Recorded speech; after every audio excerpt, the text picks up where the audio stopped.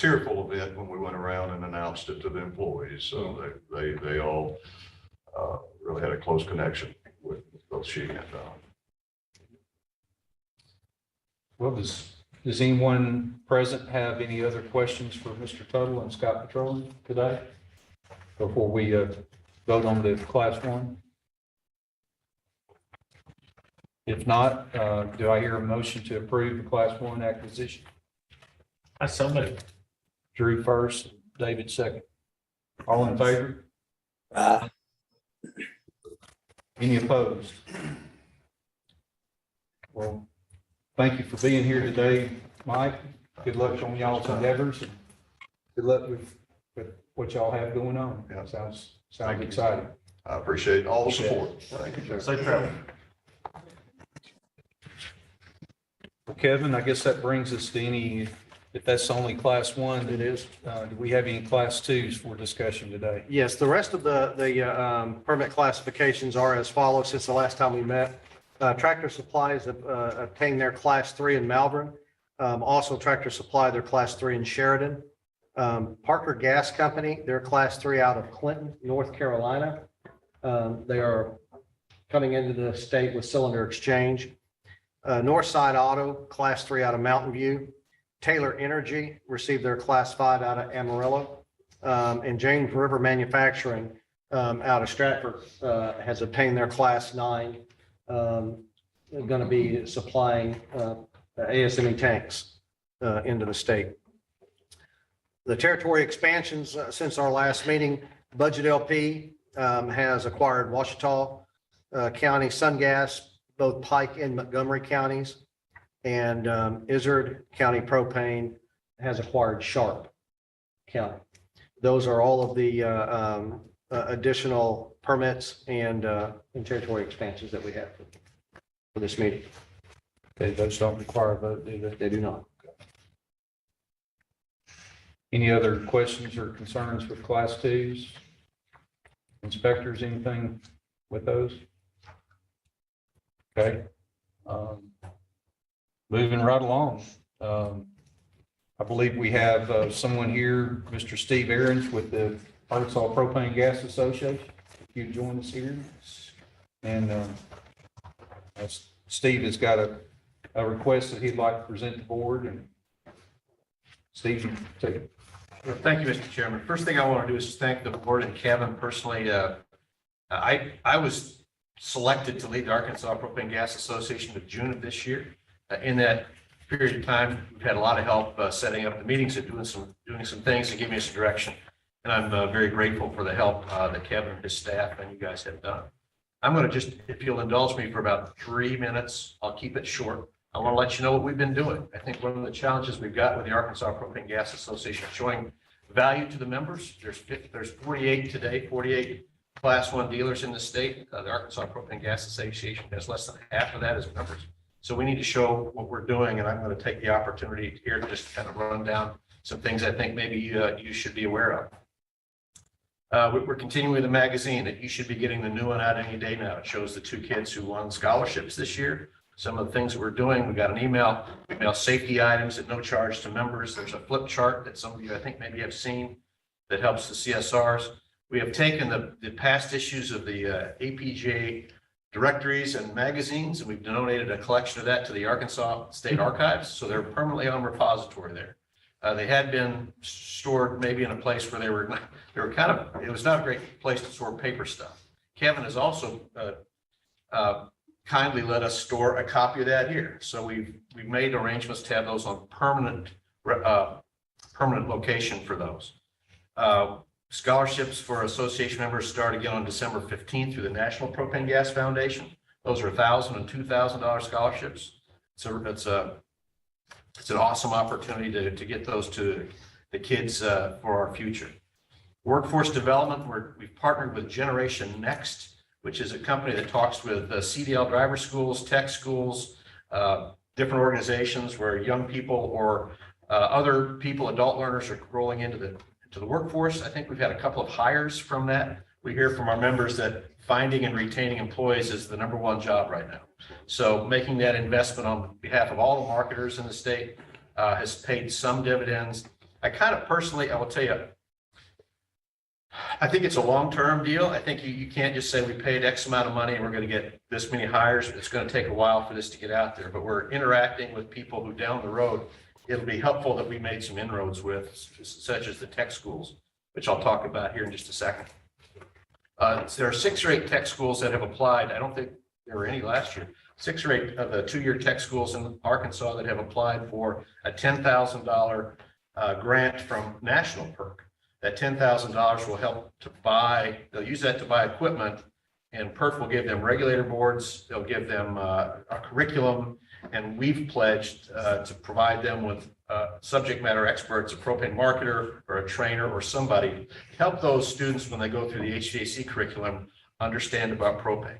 We feel like getting to students at that level, it's a really low bar. If somebody 5 years from now doesn't set the air conditioner next to the regulator, we've won. That's sort of, that's sort of what we're thinking about. But we're making inroads with that. And later on, we'll talk about class 3s and maybe training for that segment in Arkansas.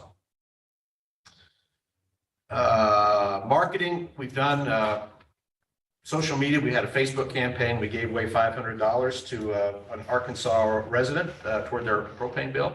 There was not a Facebook account before. We're starting the social media marketing.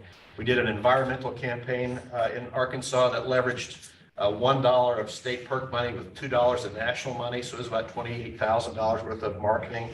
You may have seen it on all the NASCAR races. You may have seen it on the Good Morning America show, stuff like that. There was audio. I don't listen to what's the radio? There's a iHeart Radio or something. So that was on that. It was on some of the wonderful pop-up ads you see on the internet. So a lot of it was, and that's environmental campaign. That doesn't drive you to do anything. It makes you feel better about propane as a clean energy source. We are working with, in the auto gas market, we sent out 3 emails and a follow-up postcard to all the school districts in the state of Arkansas promoting propane buses.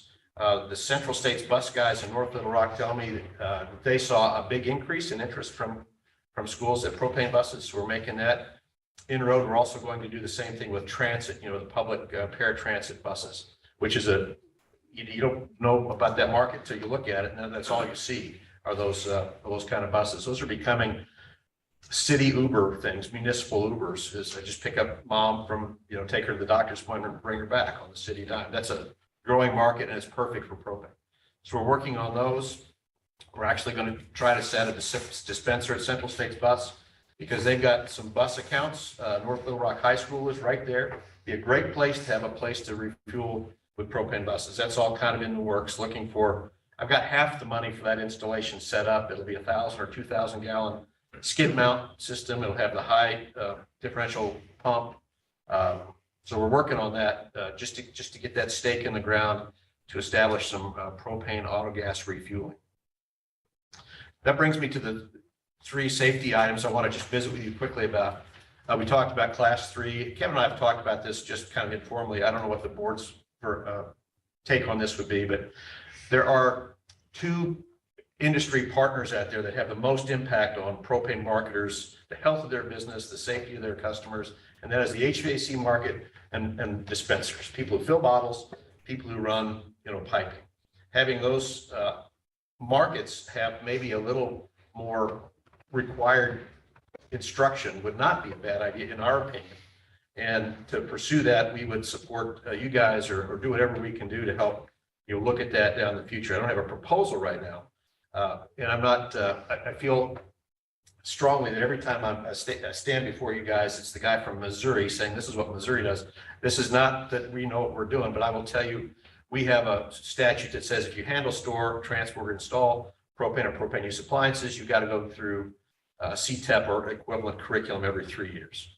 That would seem to be appropriate for an installer or bottle fillers turn those people over a lot. So that's a little more difficult, but looking at something for the HVAC market would be something we would support and suggest. If you want to look at that, we would certainly help you on that. That ties into pamphlet 58, 54 and CTEP. Your training requirements right now, as you very well know, 40-hour class when you start and then a safety meeting annually. I got a call from an insurance adjuster, an agent representing a company that had just made an acquisition in Arkansas, asking me about, do these folks meet the requirements of CTEP? I said, Arkansas doesn't have that requirement. I think it's not a bad idea to look at, do your marketers get better rates on their insurance? Is it better overall to have a different kind? I'm not saying the program we got today is bad, but essentially it's a lifetime certification, right? You do your 40-hour class and then you have a kind of safety meeting that is, there's no test. It's, it's maybe less than rigorous is all I would suggest to you. So looking down the road, if there was something that you might ever want to transform that, we would be in favor of, which brings me to the reason I'm on your agenda today. We had a meeting in October. It was a fantastic meeting. We got the board together. It was actually a retreat.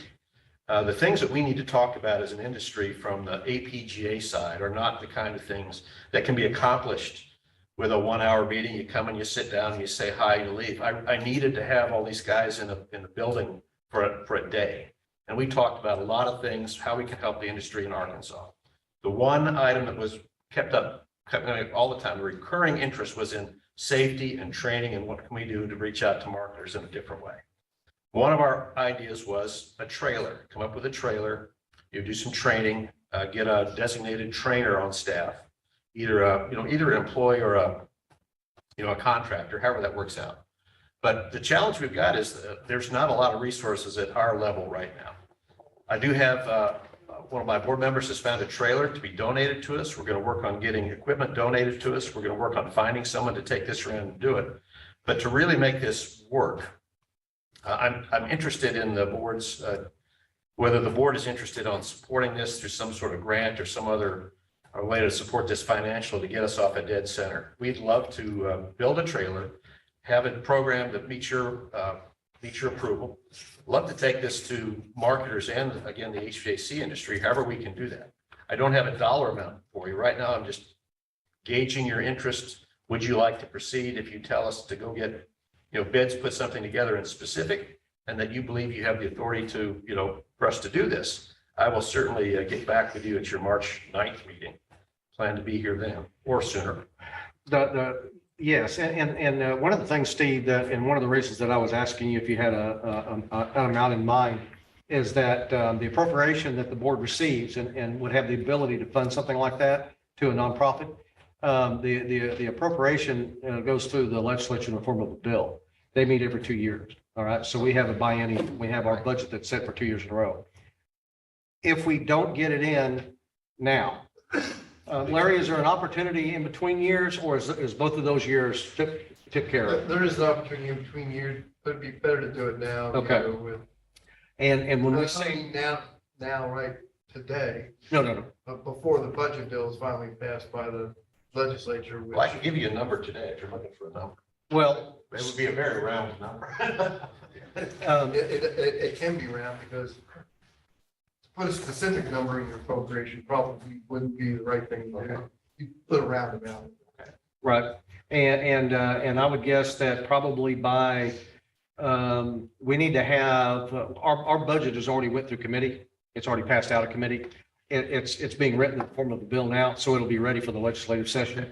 In order to add a line, we would need a letter from the governor.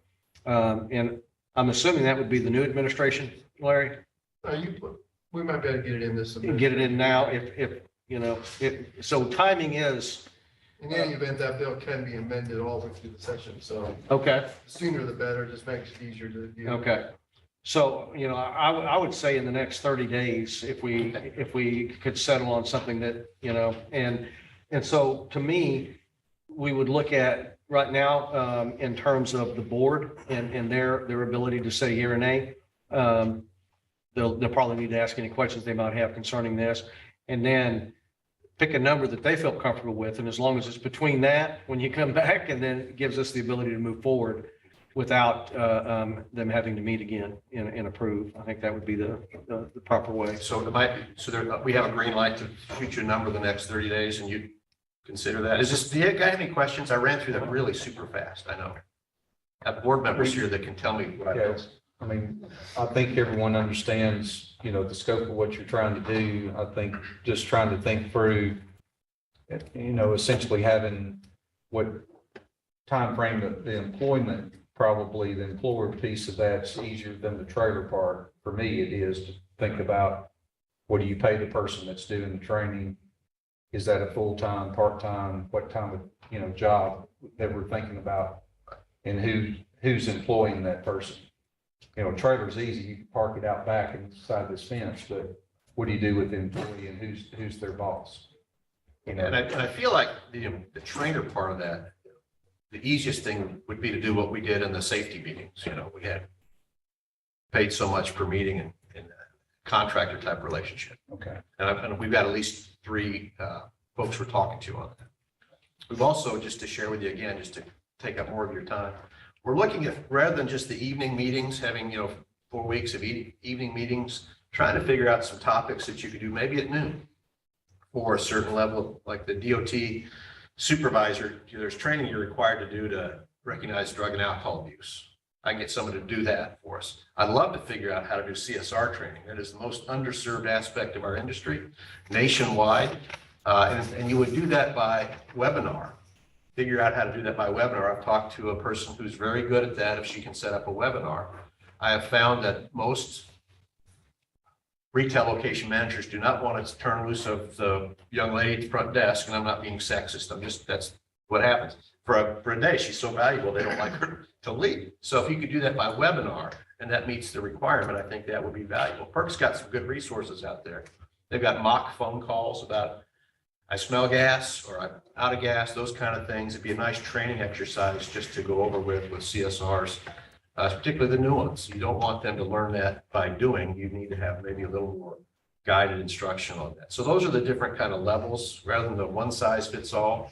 And I'll admit, I was just exposed to that in June. That's my only interaction with the process. And I think the feeling of my board and personally my feeling is that there's a way to do that a little better if you could come up with different times, different topics, different segments of the industry.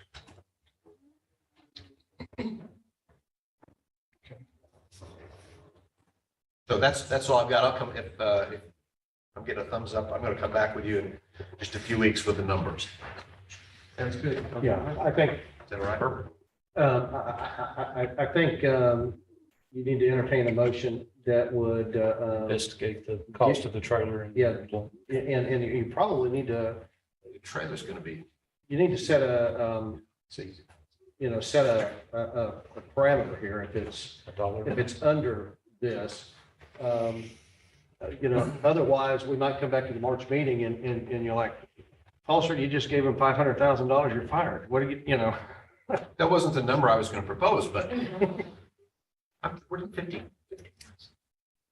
I don't know. Are we looking, again, is this a 2-year thing because of your budget? Or is this a 1 year? Yeah, I think, Larry, they usually show up. Put it in 2 years, but it could be continuing. They have to put it in every 2 years to keep it going forward. So it would be, so what Steve was suggesting is a $50,000 grant, and then that would be a reoccurring amount, as long as you all agreed. It would be something that could be visited every year, and,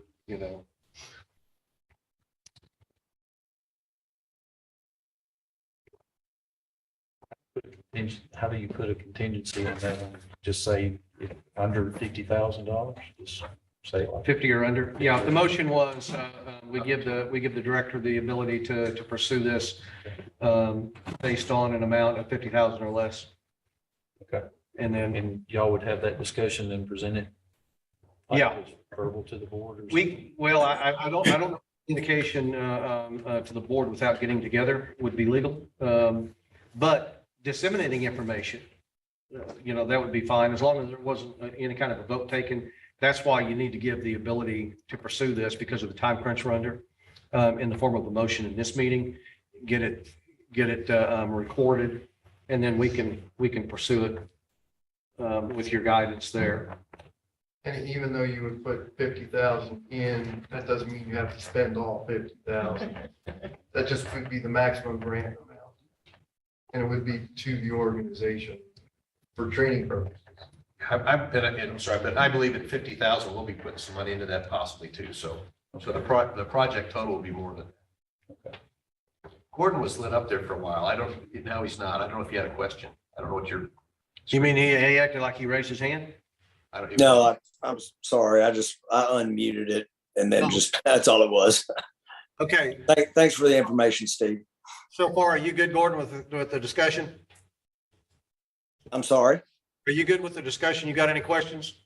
No questions. I appreciate, Steve, I appreciate all your input. So I guess we need to hear a motion directing our director to get with the APGA's director in pursuit of a grant of no more than 50,000 or less concerning training, further train our industry people that are involved in our industry. And that would be from anything from HVAC, hearing some of your concerns, to even dealers, especially dealers and anyone that handles propane, I would assume. I like that motion, what you said. Okay. Do I hear a second? Drew, second. All in favor? Any opposed? Steve, thank you for. Thank you, guys. I also want to thank you for the item coming up later about the suspension of the fees and the registration, whatever, the permit fees, whatever. No. It is. And we need you to clarify that. We've had a couple of people. Yeah, we've had a couple that have called in, maybe more than that. And they sent in their application without their permit, without the check. And said, well, we understand from the association that you all are going to forego permit fees and certification fees. And the statute allows us to forego inspection and registration fees. Right. It's quite different from your permit fee. And Did I use the word permit? no, you did not. I think it was There were some construed that way. assumptions made. I read what you sent out, and it was right. It was proper. But but there were some that didn't understand it that way. So it might need your help to clarify that. We'd be happy to do that, but we're happy for Yes. whatever. Oh, and I think that was a great deal. Absolutely. And if you would like, I'll go ahead and give an update on where we are there. Sure. The governor, as far as that statute goes, we were looking for a change in the statute itself to allow this to happen. And he is good with it. And we have gotten 2 individuals that will sponsor that bill in the next session. So I don't perceive there'll be any problem with it. With the makeup of our current, the legislators over there, when we talk about giving money back to those that earned it, I think everybody typically is going to be a thumbs up. I'm optimistic that will happen. What was the annual amount? The annual amount. The annual amount that you would be waiving? I can't remember. It was like $166,000. And now the majority of that's going to go out of state because the majority of the inspections are with transports and the majority of the transports are not maintained within the state. So probably somewhere between $50,000 and $60,000 will directly impact the state of Arkansas. The other $100,000 is going to help mostly Texas and Louisiana because that's where the transports are. But because the statute is limited to inspections and registrations, that's where the impact is. Well, 50,000 over 50 marketers is $1,000 a pop. So, I think they'll say thank you. I've always been one that, anytime that somebody takes money from here and gives it there, I'm like, I'm not going to sit here and tell you guys that I know how to spend your money better than you do. I'm not that guy. So whatever it is, it's good. It's good. It's good for sure. But that's where we are on that. I'm hopeful that will not have any issues. And when the time comes, Steve, then we'll get a hold of you and you can get out the Army to prop it up as well. Okay, so any other business today from the audience or any participant online? Any other open matter? No, that covers it. Paul, Okay. there's one thing I forgot. Can I come back? Yeah. One thing I forgot to do. One of the things that came up at the board meeting was reciprocity. That there are, and I don't know what the differences are state to state, but if a marketer in one state buys some tanks, can't send them in the other state based on something. And I don't know how many of those issues there are across state lines. Propane is the same regardless of the geography it's located in. But Missouri has no statewide building code, but we have a statewide propane code, which is 58. And we're telling political subdivisions all the time, you can't have the IEC code, or you can't be more stringent than what the state has adopted. It feels like that could be a benefit across state lines to whatever extent is possible. And this is a terrifically heavy lift, but I mentioned this to the Missouri Propane Safety Commission. They would be willing, if you ever wanted to put together a task force and look at things that can be common. This is not adopting one state's version over another state's version, but look and see what, is it, if you could have some sort of, commonality in some instances where it makes sense. I have no examples for what that means, but any marketer that's doing business across state lines probably has several about things that, why are we doing it this way? So I'm just going to say that when I brought this up back home, they said, well, we'd be happy to, if you ever wanted to put a task force together, have a couple of people sit on that and take a look at it. I'm going to acknowledge that this is a monumental lift, but it might be worthwhile. So. I think most of that restriction's only though concerning the working pressure of the tank. If it's 200 PSI. In that instance, yeah, I guess in Missouri, you're not required to have a pressure gauge, right? I've never seen one without one. Yeah. But So I'm talking about the working pressure of the tank. So if the state, if the tag, the actual manufacturer's tag says 200 PSI, we haven't allowed those to be introduced into the state. That would be the only restriction. Is that right, Terry? Right. And then if there is we actually have adopted a new testing requirement that we can accept those tanks through a new method of what's it? Fit for service. Fit for service, so that you can bring those tanks in. So there's very few restrictions. yes, but the tank issue is just, I don't know what's out there. This kind of bubbled up in the discussion. Okay, well, I mean, we do allow that transfer of tanks in. They just have to meet a certain requirement. So, Right. Okay. Thank you.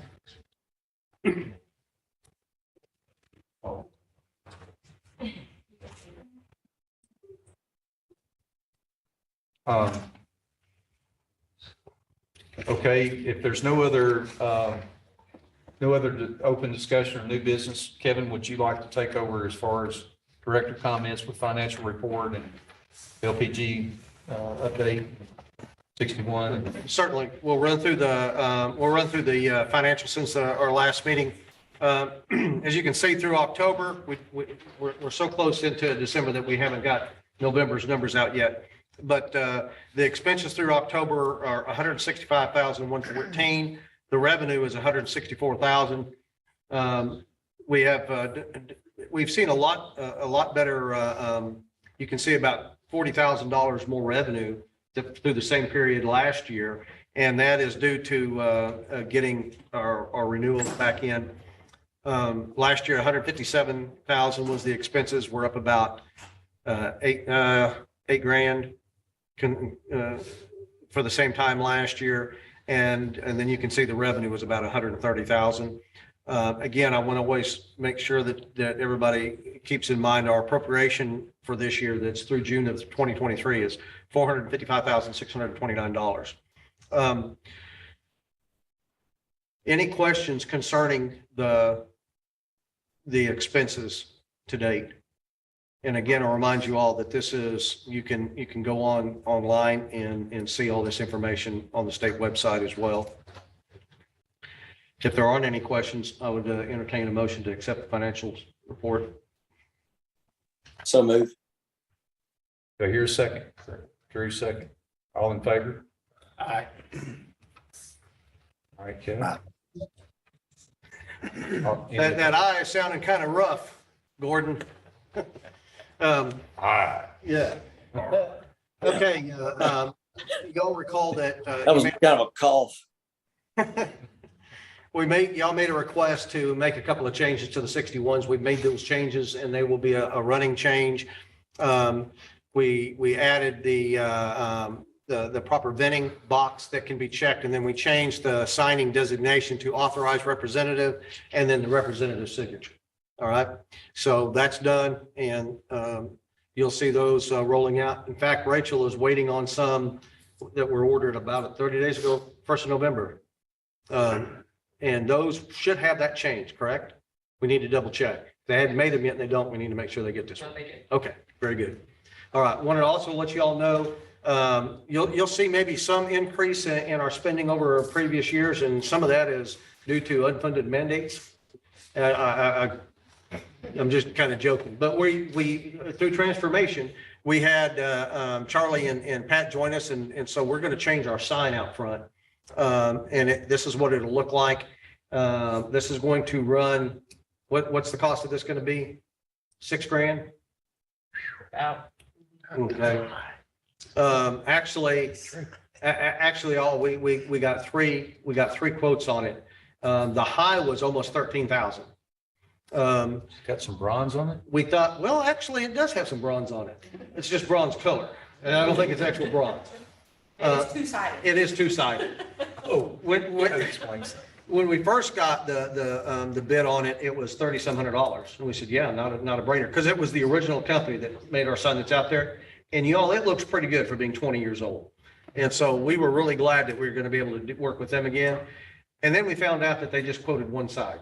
And so we had to go back to them and, so, but anyway, wanted to let you all know that will be coming out of the kitty, but they're supposed to have that done in middle of January. Yeah, they're gonna start on it here in a couple weeks. Okay. All right. I think that now we kind of want to get into what might take the majority of the rest of our time together. If you recall the last meeting, we had a couple of issues that were brought up. And then we talked about some ways that we might take care of those. They had to do with the waiver issue. For the longest time, ever since this agency has been established, the director and the inspectors have taken the opportunity to issue waivers. There was a misreading of that. Mr. Moulton pointed that out, and everybody agreed. And I shared this with Mia Mafus, and she agreed as well. And so we want to talk about that, but we'll come back to that portion. If everybody has this in front of them, the other remedy to some of the things that we were dealing with is to adopt the distance requirements that are found in pamphlet 58. And so between last meeting and this, I sat down and I put this document together. And I want to run through it so you all understand what that would mean to the state if we did that, and how that might alleviate some of the concerns and situations that came up and that we talked about at our last meeting. We'll do this fairly as quick as possible, but I want to make sure that we take enough time that you all understand. So when we get done with this, you can make a determination on what you want to do. This document on the right-hand side is a representative of our code book and where this language would be inserted and what it would be and what it would say. On the left-hand side is a description for that specific section, and then and that's in blue. The actual language from 58 is in black on the left, and that is copyrighted material. So these need to be left here when you walk out of here. But we'll do that. And then what we're talking about doing is if you chose to adopt the distance requirements that are found in 58, you'd be doing that through reference. All right. So we would have a notation in our code book adopted by reference, and then it would be, the citation would be there. With that being said, are you all ready? Yep. Okay, we'll start moving through this. Okay, so the paragraph that would be the explanation would be found on page 37, and it's in red right here. And it says, and I'm sorry, I am past 60. Okay. So this red, everywhere where you see red, that's what would be inserted into the code book. The board adopts by specific reference the distance provisions established by the National Fire Protection Association, NFPA, in its 2020 edition. We're citing a specific edition of pamphlet 58. Nothing in these sections or subchapters shall prevent the board from adopting additional requirements, whether or more stringent, to protect the health, safety, and welfare of the general public. Any documents or language incorporated by reference into these rules shall be part of these rules. I want to skip that next part that's waiver. We'll come back to that. In talking with our inspectors, I think that there might be a situation when we get done, and if you choose to adopt this, then that will make the waiver discussion null and void. I don't know that there'll be anything that we would need to have beyond. I guess what I'm saying is that the overwhelming majority of waivers that are asked have to do with distance. Okay, definitions. One of the definitions that we've always used in the state is important building. That's the distance that we have to be away, right? We've never enumerated or spelled out what an important building is. So we are adopting the language right here out of 58. And if you'll look over here to the right, in black, it says regarding important building. A building can be important for any number of reasons, including the following: human occupancy, replacement value, value of contents, vital role of its production equipment or business records or business. Number 5, the effect of a building location on product release and fire control activities by firefighters and other emergency responders. So what we are suggesting is that we adopt that definition and we add a sixth one. That sixth one is back in red over here. Any building wired for electricity. A building wired for electricity consists of an electrical wiring system that distributes energy to be used for equipment, lighting, and/or appliances in the building. Wired for electricity also involves the proper installation, operation, and existence of electrical outlets, switches, breakers, meter base, and different electrical circuits for the building. Okay, so we are identifying and saying exactly what an important building is. We don't have to guess. We don't have to look at each other and say, "What is this building important?" We have a definition here. Is everybody good with that? All right, the next one down there under 15, servicing or filling containers, all of that would be struck out of our code book to conform with the distance requirements of 58. And in specific, it says no tank shall be filled when it is located within 10 feet of any important building. If we're going to allow an ASME 420 to be filled up against the building, then we have to strike that, or it would not conform. We're on page 2, Paul, at the top. Okay, at page 2 at the top, servicing or filling containers. The only change that is made here is since we have struck D, 15D out, that changes the enumeration. And so all of these subsections have been changed, their designations from D, E, F, G, H, I, J, and K. All right, that's all that's doing there. The next one down, storage containers. The language that has been struck and added is to allow conformity to the 58 distance requirements of 1,200 has been removed and over 2,000 has been inserted in that paragraph. And you all stop me if you have any questions about this, all right? 17 subsection T, this would be inserted, NFPA 58 6.4.4.1 adopted by reference. And then if you look over here, I'll tell you exactly what that is. Cylinders shall not be located and installed underneath any building unless the space is open to atmosphere for 50% of its perimeter or more. All right. We have similar language in our book that says this as well, but this is, if we're going to adopt it, then that would need to be in there. Okay. The next one, subsection T. We have a table directly following this that will be struck. So we'll be striking the language, the following table. We will be adding NFPA 58 table 6.4.1 by 1 adopted by reference, because that would be the table then. All right. And then I just explained why this table is being taken out, because this would no longer be the table. The table would be found in 58. All right. So we're at the top of page 3 now. Under subsection T of our section 17, we would be adding these 5 adoption statements.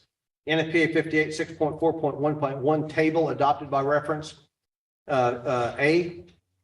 6.4.1.1, the figure adopted by reference. 58 I.1 A figure adopted by reference.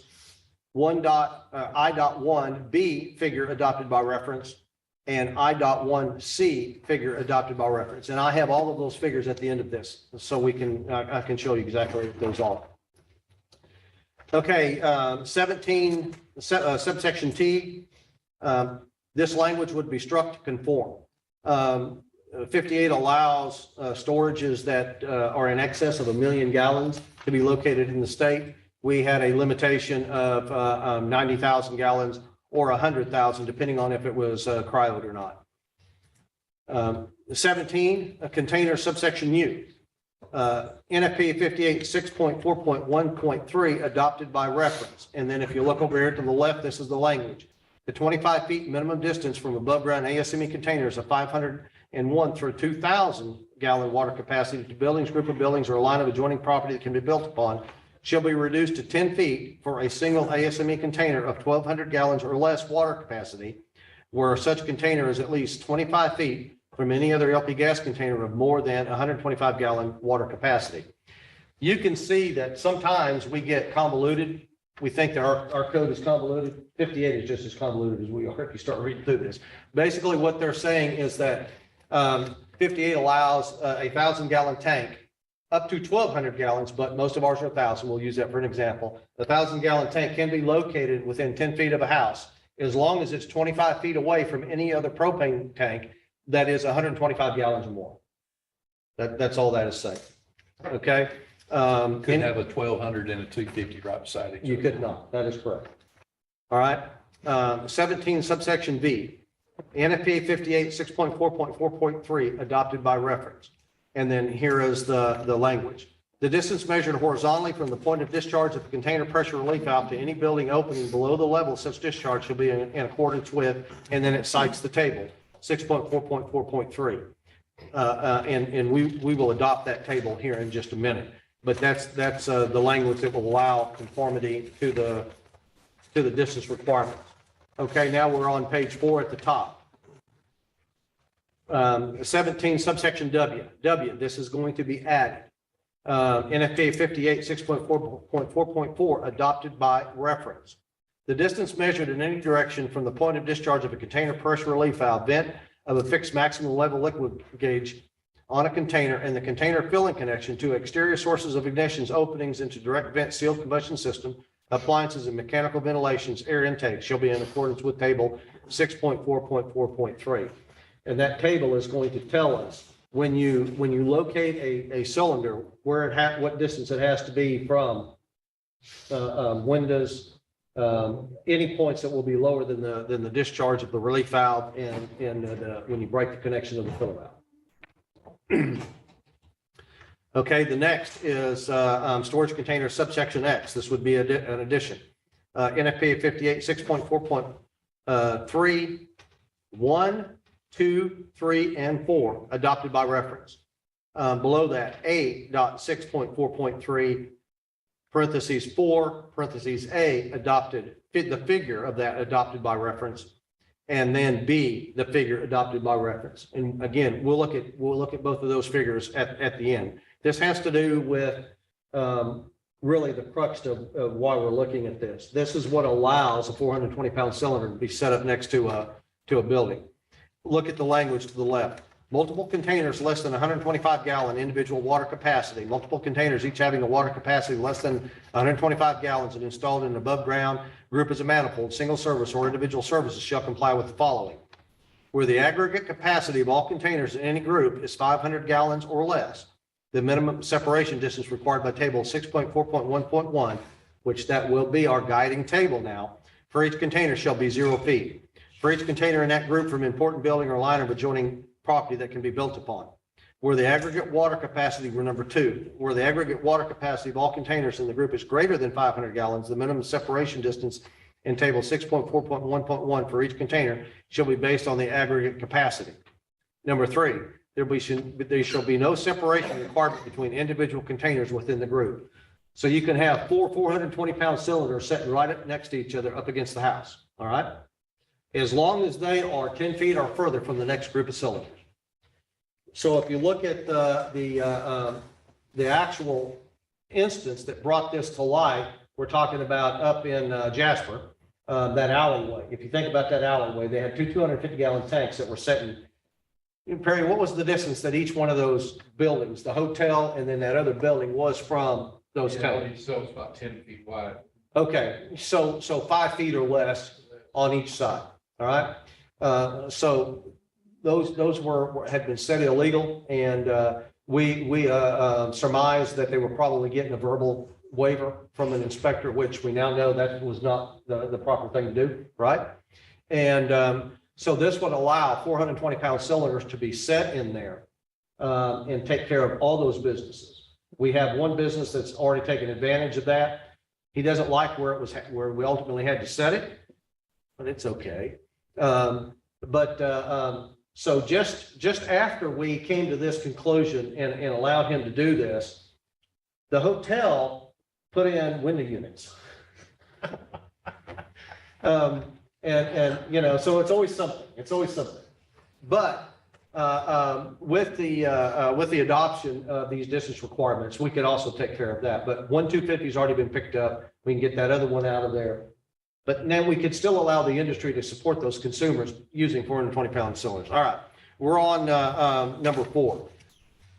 For the application of 6.4.3, parentheses 1 and parentheses 2, the number of containers in a single group is determined by the number of containers that are less than 10 feet from any other container in the group. So you have 4 that are less than 500. They are 9 feet from this group, no go. Then both of them have to be moved up 25 feet from the house, all right, or from the property, from the building. If they are 10 feet or more, up against the building, all right? That's what 58 allows. All right, if you flip it over to page 5, at the top, this first one, we're just changing a designation here. I looked at where this language would fit best in our code book and made the determination that we're adding UVW and X. Y talks about the flexible hoses. We just changed the subsection designation for that to Y. Below that, storage container subsection Z. Z is one of those that has been moved down, but we had some language change there. The 1,200-gallon water capacity is struck. 2,000 water gallon capacity has taken its place. And so that's why we had to make that change there. Starting with 17, AA, BB, CC, and DD, these are designations that will all be added. Because we added UVW and X, these have all been moved down. There's no language that has been changed from our code book, simply the designation because of the addition of UVW and X. All right, if you look at storage container subsection DD, this would be an addition. NFPA 58 6.4.4.2 adopted by reference. Here is the reference. ASME containers of less than 125-gallon water capacity shall be located and installed so the discharge from pressure relief valve shall not terminate in or beneath any building. And that is very similar to the language that we already had in our code book. All right, page 6 at the top. 7, 8, 9, and 10, these are all would be additions, and they would be adoption by reference, a rule that deals with distance from 58. 6.4.4.5 adopted by reference.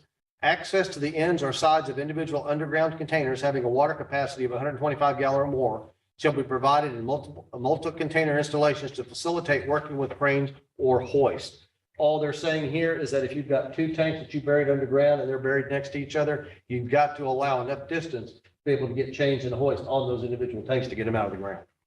That's why I placed this in 19 installation instead of in 17 in storage containers because it's dealing with underground.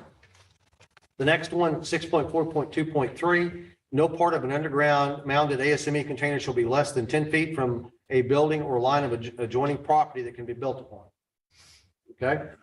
19.9, 6.4.2.1, minimum distance for underground or mounted ASME containers of 2,000 gallon through 30,000. You guys need to listen to this. All right. 6.4.2.1, minimum distance for underground or mounted ASME containers of 2,000 gallons through 30,000 gallon water capacity incorporate all of the provisions of section 6.30 shall be reduced to 10 feet. You understand what they're saying there? You can put a 30,000 gallon tank next to the building. No, you have to be 10 feet away. You do understand what it's saying. Okay, I need you to wrap your mind around that. The first time I read that, I'm like, what are they crazy?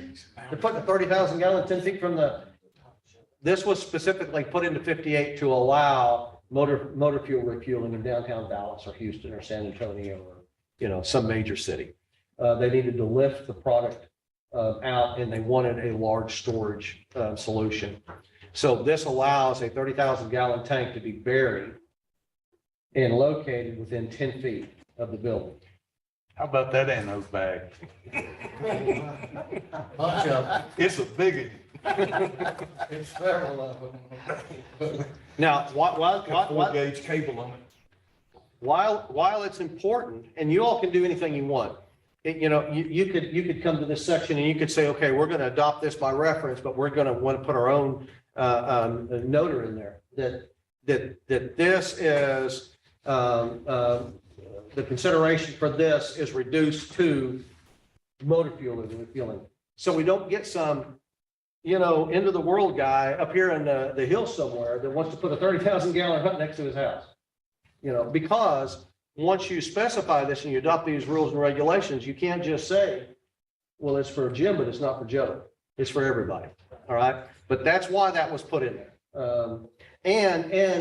The possibility or the instance that this might actually occur is just going to be known. We're fixing to go over, and I'm not going to read the entire section because we'll be here for another hour, but I'll give you an update on this. In order to be able to set a 30,000 gallon within 10 feet of a building or a property line, you have to have redundant safety features, and they are massive and they're extensive. It's only going to be done, but I needed you all to hear that and see what would happen if you adopted this. All right, and we're fixing to just get into that here in just a second. It's called the alternative provision. 19 subsection C number 10. This would be adopted by reference 6.4.30. Actually, I need to make a change in the handouts. David and Drew and Gordon and Paul. The designation in 58 is not 6.4.30. It's just 6.30. That 4 should not be in there, and that was my mistake, and I apologize. 6.30 and following, alternate provisions for installation of ASME containers. Section 6.30 shall apply to alternative provisions for location of installation of ASME containers that incorporate the use of redundant fail-safe product control measures and the requirements for low emission transfer to the filling of DOT cylinders using low emission transfer for the purpose of enhancing safety and to mitigate distance and special protection requirements. That is the language that is used to allow 30,000. And if you flip the page and you see there's nothing on the right, there's only stuff on the left on page 7, and you flip the page and you see there's nothing on the right, only stuff on the page 8, and you flip the page and you see nothing on 9, but you see all this language over here on the left. This is everything that has to be done in order to allow that size of the storage to be located 10 feet away. So if you all believe that I need to read through every bit of this, I will do that. No. Okay. But that's what it. Motion we adjourn. Yes. Gentlemen, that is why that was put in there, and it is, stringent. I would say there would never be a situation where somebody would want to do this at a house. No. Okay, on page 10 at the top, under 19 subsection H, this language will be struck to conform with 58 distance requirements. This has to do with the discharge. We have a table now that is going to tell us, this was the language that was fairly similar. It will be struck so we can conform. And then 19H4 will be added, NFPA 58 6.4.4.3 adopted by reference. The language there is the distance measured horizontally from the point of a discharge of a container pressure relief valve to any building opening below the level of such discharge will be in accordance with table 6.4.4.3. And again, we'll look at that table in just a second. I really went through that pretty quick. It's not mind blowing, but is there any questions about what we're talking about here? Okay, if you'll flip over to 11, this is the table that will be adopted, 6.4.1.1, and this would do so through reference, and you will see what their distance requirements are. And I don't know what 58 is doing. Do you all know when they started using metric in addition to feet? I don't even know who used that in our industry, but anyway, they show both. They show the gallons and then they show it in metric. They show the feet and they show it in metric all the way down the scale. But you can see that for mounted or underground containers is the first column, goes from 10 feet to 50 feet. And then above ground containers, it goes from 0 feet up to 400 feet. And then the last column is between containers.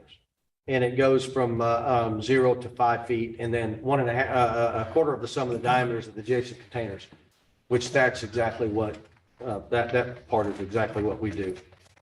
Figure 6.4.1.1 is just below that, and it just gives you a quick eye shot of what 58 requires. Setbacks from property lines, from other additional tanks.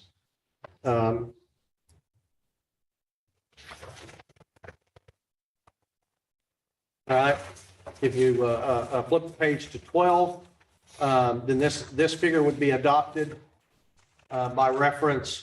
The top one shows the DOT and ASME cylinders, where they can be placed, how far they have to be from places that could cause combustion, sources of ignition, or from openings that are below the relief valve area. The relief valve itself, if it happened to discharge below that, you see the ASME setback requirements in a visual diagram. Both of those would be adopted by reference. If you flip the page to 13, then you'll see the underground designation. That figure would be adopted by reference. The A.6.4.3, parentheses 4A and parentheses B, are the two diagrams that deal with the 420-pound cylinders and the placement of those.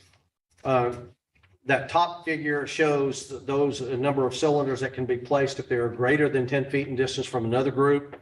And then what happens if that's not possible, then they have to be moved 25 feet away if they're going to remain within 10 feet of each other.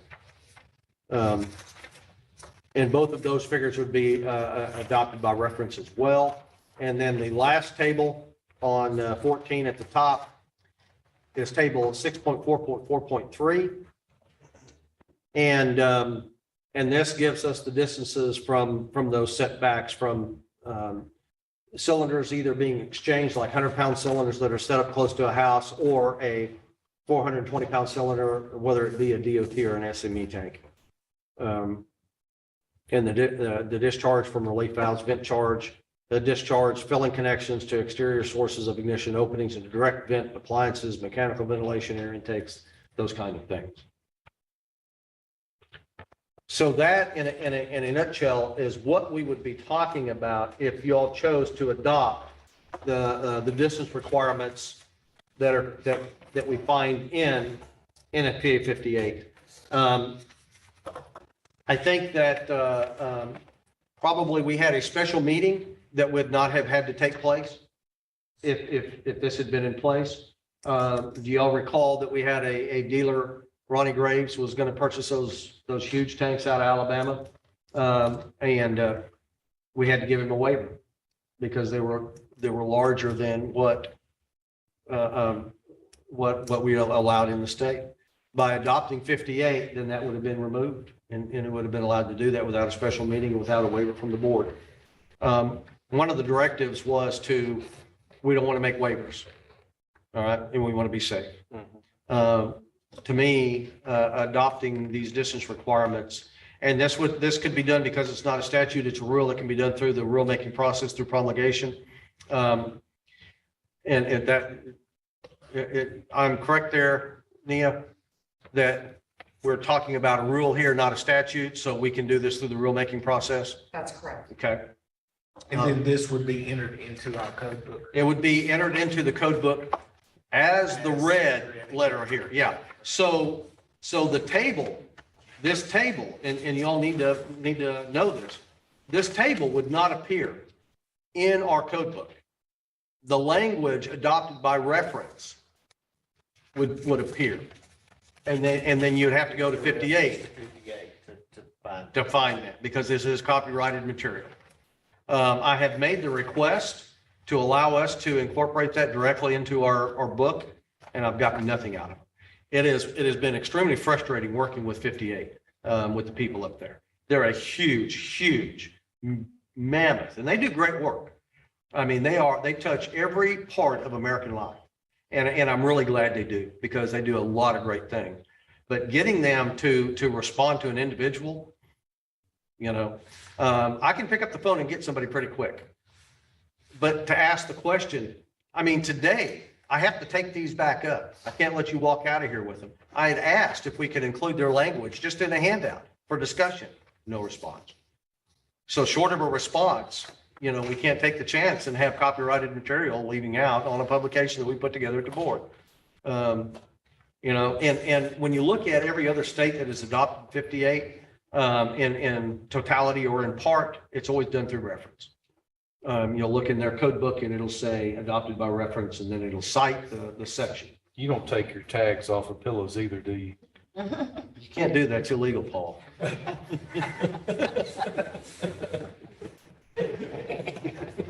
I wouldn't be able to sleep at night. I'm sorry. He won't ask me to do it again. It's relevant. But no, I have, sometimes I don't have a problem with asking forgiveness instead of permission, but I'm not, I can't be retired. So I'll be very, I will pick when to do that. But when you think about what we're trying to accomplish, adopting the distance requirements of 58 would alleviate Waivers, because, I mean, talking with the guys, we talked before too, is that, I mean, what other waivers do we ask for other than distance? I mean, anything else has to be fixed. I mean, can we get around this piping? No, that can be fixed.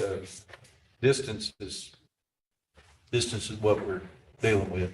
This is going to fix a lot of problems. It is, and then to your point, and why I wanted to come back to this waiver, that was the other issue that we had come up, and that we weren't, it was not being properly applied by the board, by the inspectors or myself. And so in talking with everybody, we can't think of a reason why the board, meaning the board members, as it's written, right, Charlie? Correct. And Nia, that this is referring to when our statute says the board has the ability to make waivers. That's not me. That's not the inspectors. That's the board members. I don't see any reason why you would not maintain that ability, and that you would have any reason that you would want us to have that. If you all do adopt this, if you do something different, then, the worry and concern was that you guys have jobs. We're out there. So somebody wants a 2-foot waiver. Now we have to wait till the next board meeting. And that could be problematic for our industry. But if this is going to take care of that, I just don't see I don't know any reason why you all would want either myself or the inspectors to have the ability for a waiver when the statute has limited that to you guys. I think it's great. I mean, it will alleviate a lot of problems. So we're still in the discussionary stage of this and investigation. I mean, are we moving forward with the rule change? Where Is this doesn't need a motion or anything? it does, because it would be a promulgated rule. And if you all today decide, hey, this is what we need to do. Also, and you can take these code books. Now, I did email you this exact handout, less the language over here. So if you wanted to print that out, and if you'll take that code book everywhere that it's going to be inserted in here, we've marked it in those that are in front of you. Now, it's just a highlighted mark. It's not, but you can see how that would look, how we would incorporate that in the book. And if you wanted to do this, then you could say, somebody could make a motion. I make the motion that we adopt by reference, based on the handout that was presented, the distance requirements establishing the 2020 edition of 58. That starts the promulgation. Of course, we want industry input, and there would be a time for Did you write that down, Drew? that. Yeah, you bet. You guys we've been talking about this. We've got a dealer with us sitting over here that's maybe hearing this for the first time. You might ask him what he thinks. On the adopting 58 or the distance? Just the distance. Just the distance. That's all we're. If I understood it right, that's gonna change the 1,000-gallon tank from 25 down to 10. Really, if the 500 pops off, it won't be much difference. If you got a problem, you got a problem with a 500, just like you would a 1,000. Right. And something else, Marcus, the board a few years ago had voted to allow 420-pound cylinders to be set in certain situations. You had to jump through some hoops. Yeah. This would remove all that requirement and allow you to set it for 58 and move forward. We don't have any plans to set 1,000, 30,000 underground. That's a little eye-opening there, but,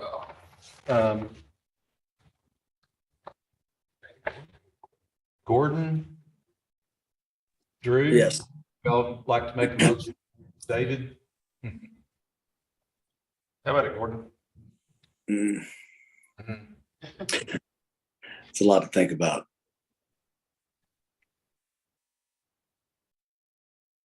You got any discussion, Gordon? No, I'm just taking it all in.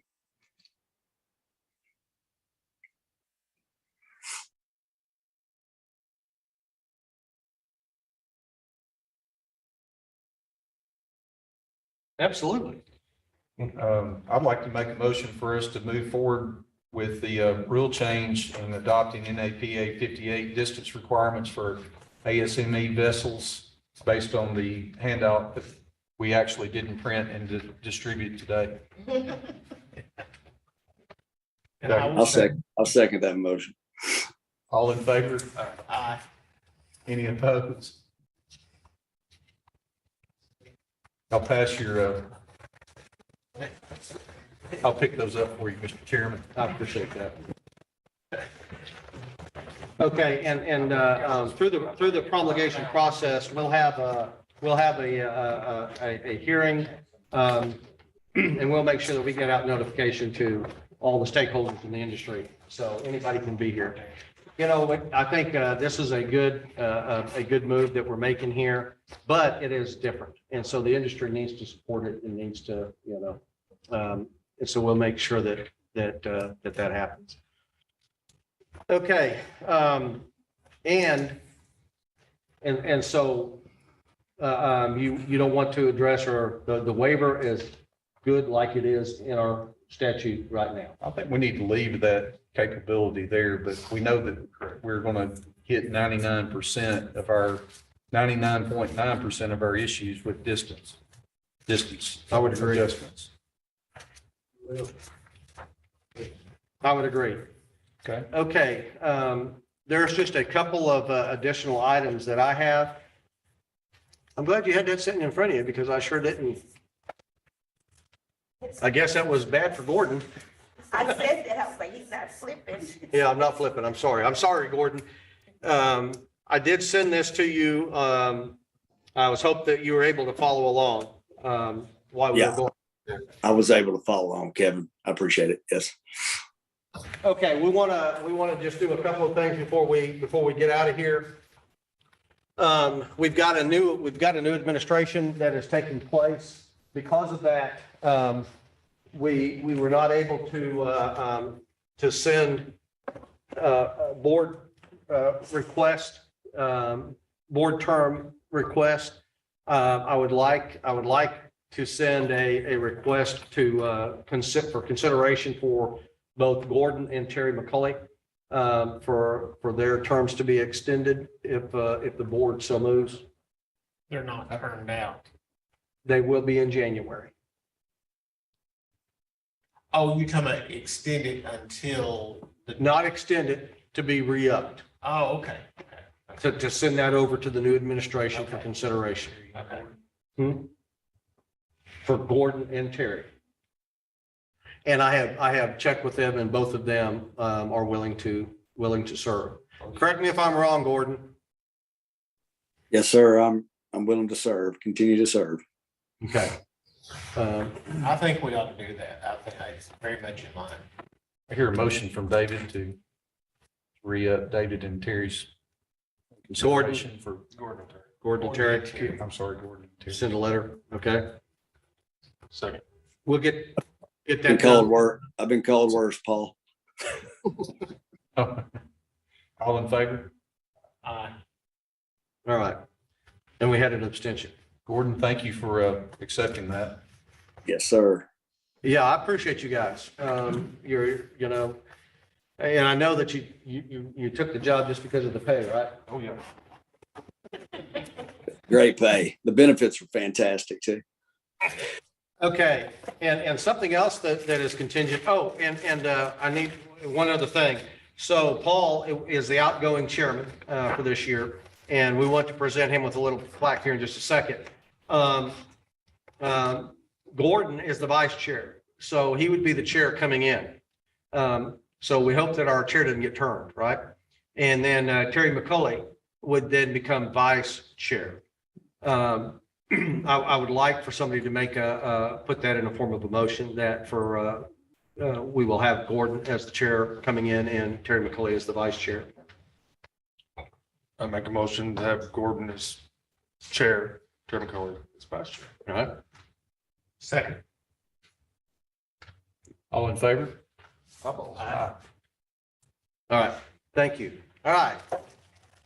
Now, this has not been your typical year. We've had some special sessions and some other stuff to consider. And I had to make a trip to Northwest Arkansas and spend an evening with Paul to get some stuff hammered out. And actually, you bought me a really nice meal. I should do that more often now that I think about it.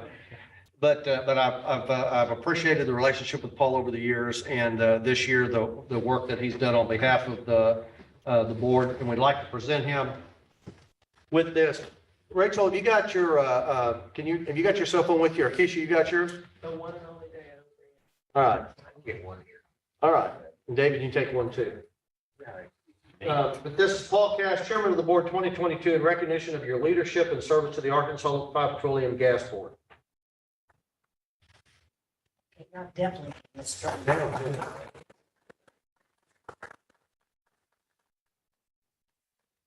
All right. All right. Thank you, Kevin. Thank you, Paul. Thank you all. Put that Paul, back. thank you. Thank you for your service, Paul. Tell them about our conversation, our call that we had the other day. He called.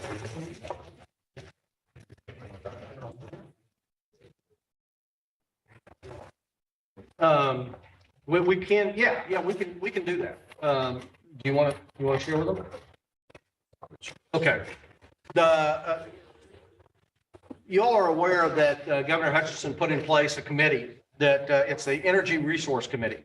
And we had some concerns that were creeping up that had to do with both shortage of diesel and logistic problems that might arise with propane. There was in a short period of time, within just a couple of weeks, there was diesel between Memphis and Nashville, some truck stops that ran out of diesel. That threw up some flags. At the same time, the river had reached, historic low levels. The Valero couldn't get, what do they use to mix, to blend? Ethanol. They couldn't get ethanol up the river, which was bad. Propane could not get up the river that services a couple of terminals that the state relies on. We had Carthage. If you do any business up in the northwest part of the state, a lot of propane comes to the state out of Carthage, Missouri. They decommissioned the cavern up there. So that took one loading point out. And so there were a lot of things that were coming together. Plus, there had been several weather experts that 2 months ago had forecasted a January and February similar to what we saw when you had to get pulled over the mountain by the fire department. You know, we don't want to go through that again. That was a horrible, horrible time in our industry. But they're predicting that we could see something like that again this year because of the weather patterns and how they're setting up.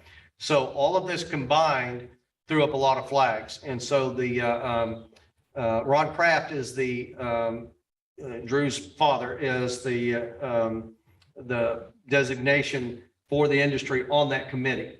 And so at his request, we had a committee and we joined several from the industry to talk about these things. Paul with Gresham Petroleum was part of that. Mike Tuttle with Scott Petroleum was part of that discussion, and just talked about hours of service relief that and how that might come into play. And actually, Andrea and Larry had to go, Paul, and we've had additional meetings since our meeting. And we had legal do some research as to hours of service and what that means. And the hang up right now is they see that the governor has a lot of latitude when there is an emergency. Preemptively is problematic. That's what we need. That's what we need. We don't So need. we were trying to convey to them our need of proactive, not reactive to a weather event so that we could get out and widen that hours of service before the storm hit, not after. Because after it hits, you know, I mean, it dictates whether or not we can or cannot go. And, you know, if we could get that fuel delivered before that happens. Year you talking about? Do like it. Any year? Oh, any- well, the February of, 21? yeah, yes. Yeah, it's setting, the weather pattern is setting up to have another February like that. And these guys were predicting a cold week, the week of Thanksgiving, and that kind of happened. And they are predicting warm week, the week that we're in, and that's kind of happening. And so it's like, okay, you know, that gives me some confidence that they might know what they're talking about when January and February rolls around. No human being knows what's going to happen. They can only predict, you know, but so what we were hoping is that we could put some kind of flag in place based on historical data and some weather forecasting, some long-range weather forecasting to allow an hours of service, an emergency declaration to be established by the governor, which then would allow the industry to go out and get everybody full while the roads are good and not wait until now nobody can move. Now transports are and you know, when you think about the 1 million gallon storage that was taken out 3 years ago, that NGL determined to take, you know, Rixey's gone. And now we've got the cavern in Carthage decommissioned, it's gone. When the Mississippi was low, I'm not going to say that Target didn't have gas. Target didn't have gas. Okay, I did. Okay. Target didn't have gas because you couldn't get barges up the river. It was too low. I mean, it was a railroad mess. concerns. There was railroad strike concerns that were. There were railroad strike concerns.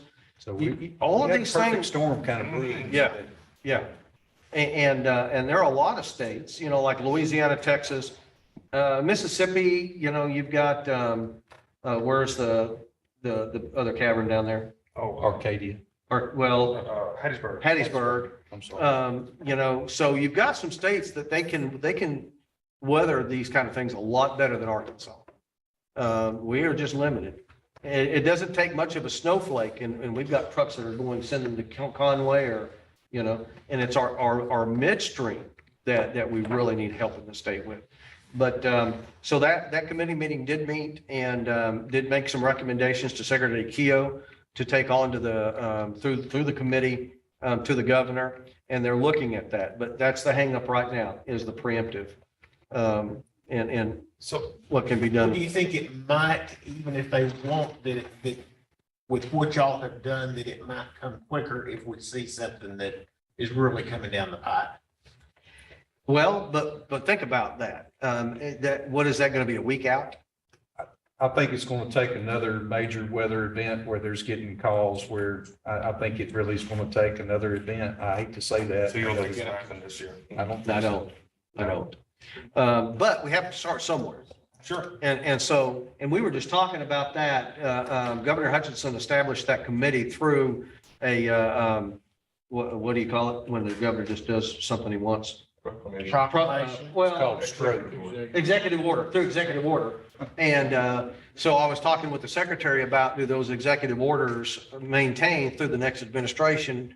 And Nia, you could probably shed some light here. I'm assuming that those declarations stay in place until the new governor rescinds them. That's correct. It Okay. actually expired by the change of administration, as I understand it. Well, that's not necessarily true, because I can think of several EOs that have carried over.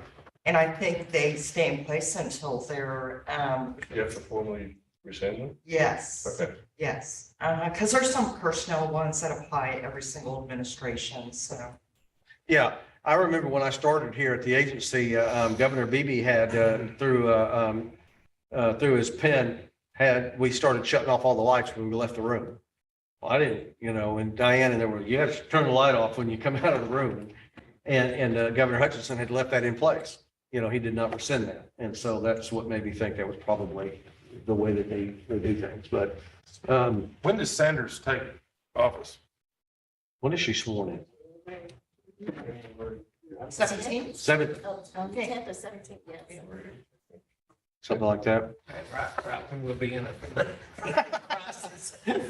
Yes, 17th, after Martin Luther King Day. Okay. But that's something that at least we now have a seat at the table. The industry has never done that before. So, we talk about a lot of the good that's come through transformation. I think that that's one thing that's been very good. There was what, 22 or 23 of us on that call? Yep. Yep. And so that is good. That is good. All right, Mr. Chair. Any other discussion? If not, I'd like to motion for us to adjourn. All in favor? I appreciate you all coming, and please take advantage of the opportunity now to rag on Terry. All right? Yeah. We got to do that. He's the one that said, let's all come here, and then he ain't here. I was in Vermont, and Maine, and I took pictures of this. Okay. It's right up next, they're under 58, of course. Recording stopped. Hey, Gordon. We don't talk to you. Y'all have a good Christmas. Right. Y'all take care. Pass that on to your mom and dad as well. I will. Thank you, Kevin. Y'all have a good one. This was a. They were. Yeah, that's we got one. This was a huge people. Everybody here. Yes, and they were, the tourists were going in and there, walking around the building. That's a picture.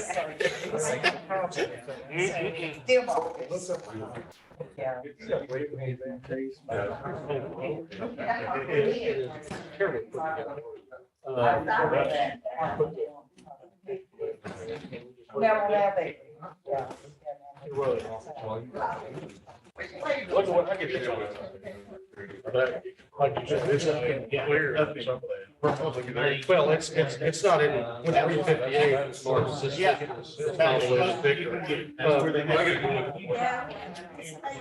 Yeah. Where's that at? But there's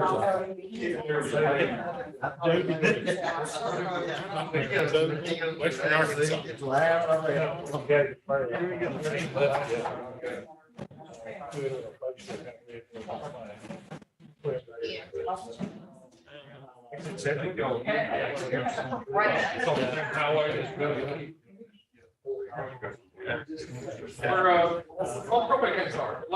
Oh, okay. Yeah, I appreciate y'all hearing Steve Aaron. Oh, yeah, not a problem. We're trying to help it. Yeah, I think that actually adopting 58 is very helpful. Yeah. When you When you start talking about. That's what I'm counting back now. Oh, Right. set your rules and regulations there. Sure. That can be, Yeah, yeah. So I I hope, want to Yeah, get the but- takeout before I close out. But what we're getting done right here, I don't necessarily.